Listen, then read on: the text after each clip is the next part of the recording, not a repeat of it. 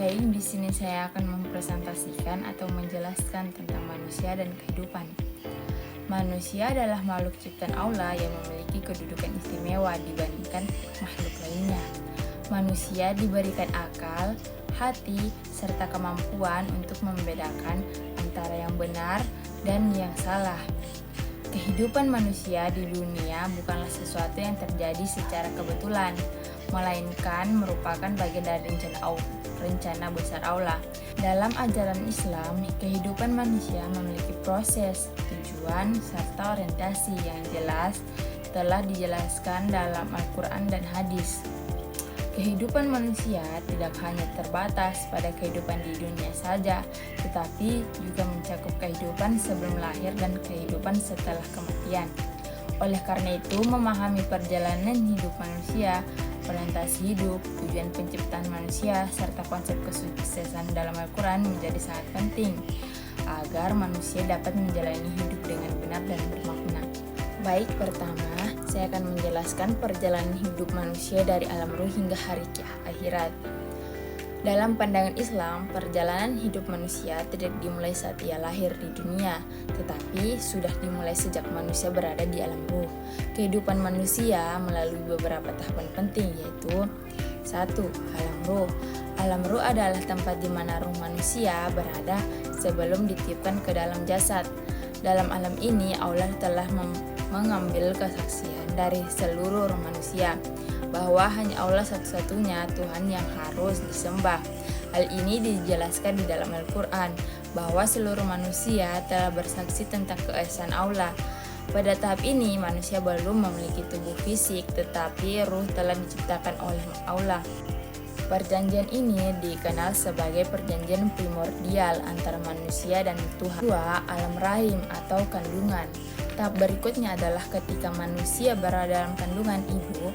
Dalam fase ini terjadi proses pembentukan fisik manusia secara bertahap, mulai dari nutfah atau air mani, alaqah segumpal darah, hingga mudghah segumpal daging, sampai akhirnya ruh ditiupkan oleh Allah ke dalam janin.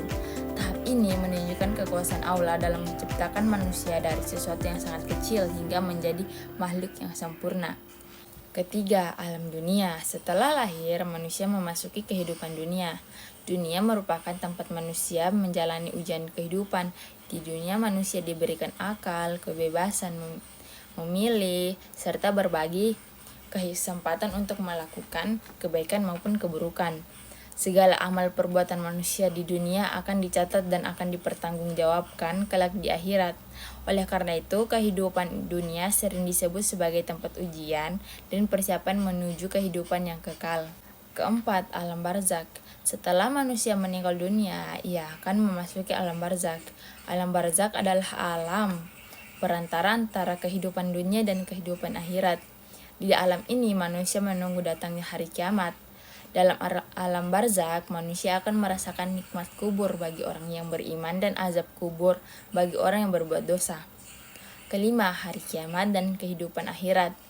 Tahap terakhir adalah perjalanan manusia, kehidupan di akhirat. Pada hari kiamat, seluruh manusia akan dibangkitkan kembali di kuburnya untuk mempertanggungjawabkan segala amal perbuatannya selama hidup di dunia. Setelah proses penghisapan atau perhitungan amal, manusia akan mendapatkan balasan yang sesuai dengan perbuatannya, yaitu surga bagi orang yang beriman dan beramal soleh, neraka bagi orang yang ingkar dan banyak melakukan kejahatan. Kehidupan di akhirat bersifat kekal dan tidak akan pernah berakhir. Baik, kita akan masuk ke subtema kedua, yaitu ragam orientasi hidup manusia. Orientasi hidup adalah arah atau tujuan utama yang menjadi pedoman seseorang dalam menjalani kehidupannya. Dalam kehidupan sehari-hari, manusia memiliki orientasi yang berbeda-beda. Pertama, orientasi duniawi. Sebagian manusia menjadikan kehidupan dunia sebagai tujuan utamanya. Mereka lebih fokus pada pencapaian materi seperti kekayaan, jabatan, dan kesenangan dunia. Orientasi ini seringkali membuat manusia melupakan kehidupan di akhirat. 2. Orientasi akhirat. Orientasi ini menempatkan kehidupan akhirat sebagai tujuan utama. Manusia memiliki orientasi ini akan berusaha menjalani hidup sesuai dengan ajaran agama. memperbanyak amal ibadah, serta menjauhi perbuatan yang dilarang oleh Allah. Ketiga, orientasi seimbang dunia dan akhirat. Orientasi hidup yang ideal menurut Islam adalah keseimbangan antar dunia dan akhirat. Manusia tetap bekerja, belajar, dan berusaha untuk memenuhi keuntungan hidup di dunia, tetapi tetap menjadikan nilai-nilai agama sebagai pedoman utama. Dengan orientasi hidup yang seimbang, manusia dapat memperoleh kebahagiaan di dunia sekaligus keselamatan di akhirat. Baik, subtema ketiga yaitu tujuan dan fungsi penciptaan manusia.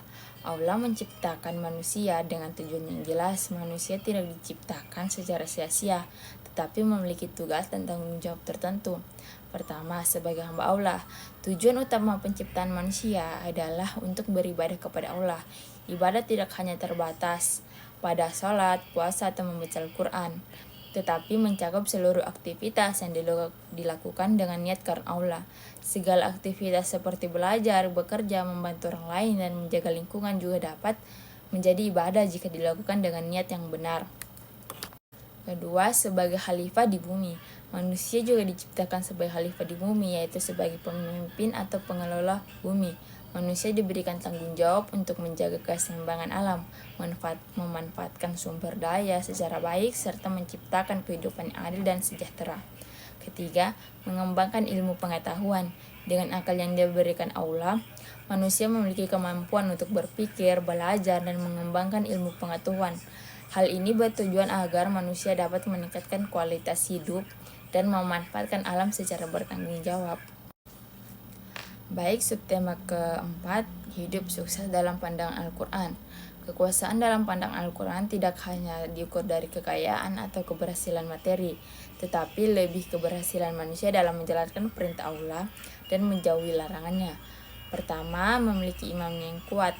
Kesuksesan sejati dimulai dari iman kepada Allah. Iman menjadi dasar bagi seseorang dalam menjalani kehidupan yang benar. Kedua, melakukan amal saleh. Al-Quran sering mengaitkan iman dan amal saleh. Amal saleh adalah segala perbuatan baik yang memberikan manfaat bagi diri sendiri maupun orang lain. Ketiga, memiliki akhlak yang baik. Akhlak yang baik seperti jujur, amanah, sabar, dalam rendah hati merupakan bagian penting dari kehidupan yang sukses menurut Islam. 4. Menjaga hubungan dan Allah dan sesama manusia.